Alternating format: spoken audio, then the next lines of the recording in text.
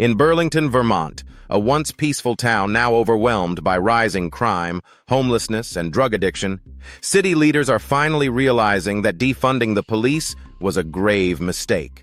This small city, nestled against the stunning backdrop of Lake Champlain, faces an unprecedented spike in violent crime, aggravated assault, and drug overdoses. These are problems that require a restored police presence. Burlington's challenges began when, in the fervor of 2020, the city council reduced the police force by 30%. The cap of 105 officers was cut to just 74, in a misguided attempt to address police critics. But what started as a woke experiment in reimagining public safety has turned into a harsh lesson in the predictable consequences of dismantling the thin blue line. The results are painfully clear.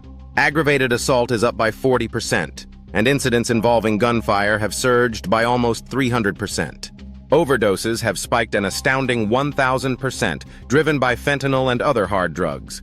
Businesses downtown, residents, and even tourists now find themselves navigating through homelessness encampments and addicts openly using drugs. This crisis is overwhelming Burlington's emergency responders, who are left stretched thin and struggling to keep up with the chaos. Ernie Pomerleau, CEO of Pomerleau Real Estate, and Burlington City Council President Ben Traverse are now advocating for a strengthened police department to tackle these growing issues. They recognize that the city's path to safety and stability must involve supporting, not undermining, the police. As Pomerleau recently told Fox News, "We need to support the police." The city has since raised the cap to 87 officers and allocated millions of dollars to recruiting efforts. Yet only 68 positions are currently filled, a number far too low for a city grappling with this level of disorder. The experiment in progressive policing has left Burlington struggling to recruit and retain officers. This crisis is not isolated to Burlington. It echoes throughout cities that similarly targeted police as the enemy. When officers are undervalued, demoralized, and unsupported, they are less inclined to stay, and good candidates are hesitant to join.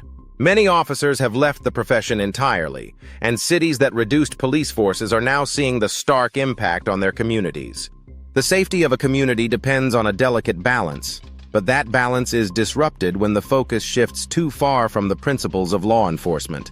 Compassion and aid for the addicted and homeless should not come at the cost of law and order.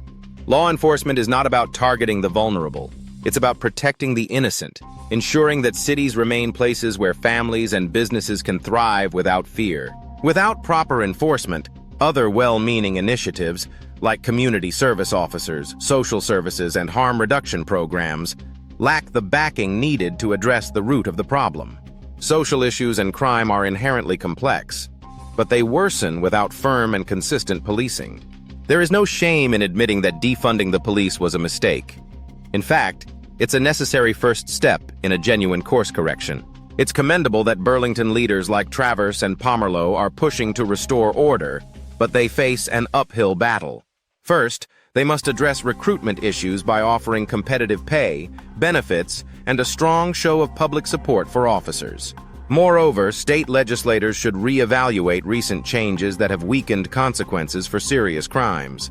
Society needs both effective enforcement and compassionate support for those in crisis.